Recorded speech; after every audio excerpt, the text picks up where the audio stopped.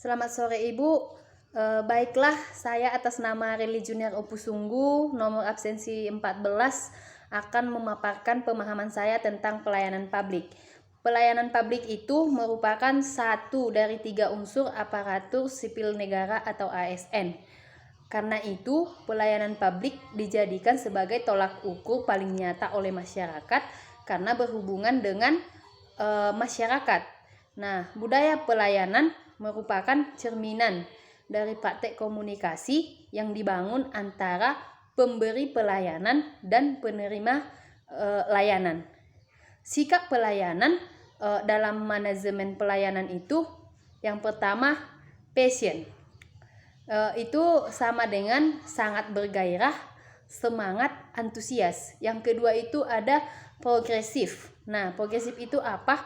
Memakai cara yang terbaik atau bermutu. Kemudian ada proaktif. Proaktif itu antisipasi dan proaktif dan tidak menunggu. Nah, kemudian ada prom.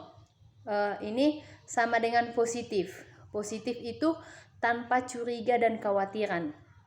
Kemudian ada passion. Nah, passion itu apa? Penuh rasa kesabaran. Nah, kemudian ada proporsional. Proporsional itu tidak mengada-ada. Kemudian ada fungsional. Itu sama dengan tepat waktu. Nah, pelayanan publik itu kata kuncinya adalah bahwa Anda harus siap atau harus mampu membantu apa yang dibutuhkan orang lain. Ada 9 prinsip pelayanan publik. Yang pertama itu partisipasi. Partisipasi itu adalah bagaimana pemerintah perlu melibatkan masyarakat dalam merencanakan, melaksanakan, dan mengevaluasi hasilnya. Yang kedua itu transparan.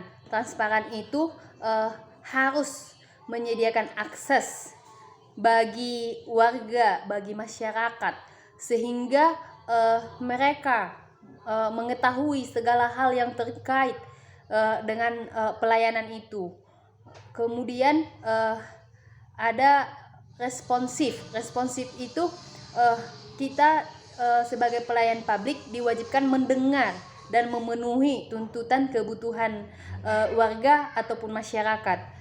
Dan kemudian ada namanya tidak diskriminatif. Nah, tidak diskriminatif ini katanya kita tidak boleh membeda-bedakan siapapun itu gitu, baik itu dari latar belakangnya, sukunya, agamanya, rasnya, ekonominya gitu.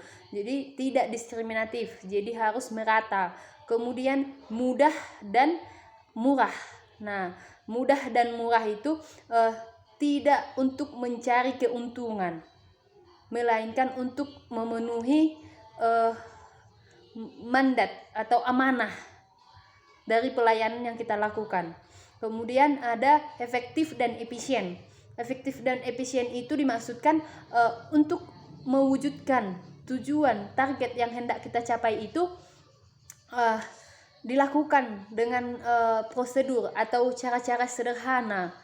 Tenaga kerjanya, biayanya yang murah gitu. Kemudian accessible. Katanya accessible berarti dapat dijangkau oleh siapapun. Bisa dijangkau dengan mudah gitu. Kemudian accountable. Accountable itu pelayanan itu dapat dipertanggungjawabkan secara terbuka kepada masyarakat. Baik itu melalui komunikasi kita langsung, baik melalui media cetak maupun media yang lainnya.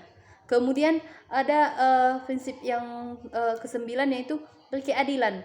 Berkeadilan itu pelayanan itu dijadikan sebagai alat untuk melindungi gitu, sebagai alat untuk melindungi kelompok, misalnya kelompok yang rendah istilahnya segi pengetahuannya ke yang berhadapan dengan kelompok yang kuat gitu. Nah, setelah itu kualitas pelayanan publik adalah bentuk totalitas pelayanan yang dilakukan oleh aparatur negara. Dan pelayanan publik diatur oleh undang-undang. Undang-undang yang mengatur pelayanan publik itu yaitu Undang-Undang Nomor 25 Tahun 2009. Nah, di lingkungan saya bekerja, saya sebagai seorang guru harus mampu menunjukkan sikap pengabdian yang tulus terhadap bidang kerja, dan yang paling utama, kebanggaan atas pekerjaan kita. Nah, untuk mencapai tujuan itu, untuk mencapai target itu, perlu pemahaman etiket pelayanan.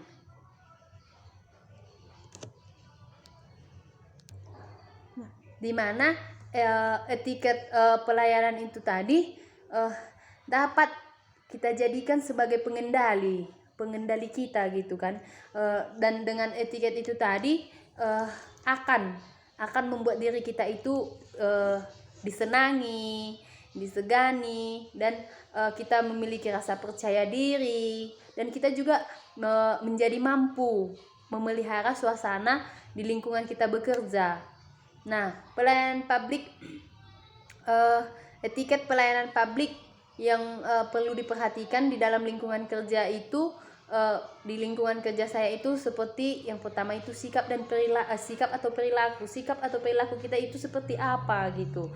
Dari ekspresi wajah kita pun kita nampak, dari penampilan, cara berpakaian seperti apa, cara berbicara kita seperti apa, cara mendengarkan keluhan-keluhan masyarakat seperti apa, cara kita bertanya gitu. Nah, itu semua etiket pelayanan yang memang perlu kita perhatikan di lingkungan kita gitu, apalagi di lingkungan kerja kita gitu. Apakah sikap kita itu ramah ya? Karena kalau kita misalnya melayani dengan muka yang senang, ekspresi kita pun pasti kelihatan mereka gitu. Jadi semua itu etiket kita yang perlu diperhatikan dalam lingkungan bekerja. Dan kata kunci yang perlu kita pegang dalam praktek pelayanan itu sangat sederhana. Yang pertama itu senyum. Nah, kalau udah kita senyum, pasti yang melihat kita itu pun merasa senang. Terus yang kedua itu salam. Nah, ada salam kita sebagai ucapan pertama kita menyapa, ya kan. Kemudian kata tolong. Kalau kita membutuhkan sesuatu, meminta sesuatu, kita harus menggunakan kata tolong. Tolong, saya mau butuh ini. Nah, tolong jangan seperti itu. Jadi serasa cara berbicara kita itu sopan, baik, dan enak didengar gitu. Kemudian kata maaf. Kalau kita salah, kita harus minta maaf, mengakui kesalahan kita gitu. Karena nggak selamanya kita saja yang benar. Jadi kalau memang kita benar-benar salah, melakukan kesalahan, ya kita ucapkan kata maaf gitu. Kemudian terima kasih kalau kita sudah diberikan sesuatu, kita mendapatkan sesuatu, kita mendapatkan respon yang baik, kita ucapkan terima kasih gitu. Jadi kedepannya nantinya diharapkan para ASN dapat menjalankan tugas dan perannya itu dengan baik, memberikan pelayanan publik yang memuaskan kepada masyarakat, memberikan pelayanan tanpa melihat siapa siapa yang ada di kanannya, siapa yang ada di kirinya, siapa yang ada di depan dia, siapa yang ada di belakang dia. Kita tidak perlu melihat itu, karena kita sebagai pelayan masyarakat, pelayan publik, seperti peran kita dalam Undang-Undang Nomor 5 Tahun 2014, kita harus melayani dengan sepenuh hati, ya kan? Jadi intinya kita harus menjadi pelayan publik yang profesional dan berintegritas. Demikian pemaparan saya tentang pelayanan publik. Lebih dan kurangnya saya minta maaf. Sekian dan terima kasih.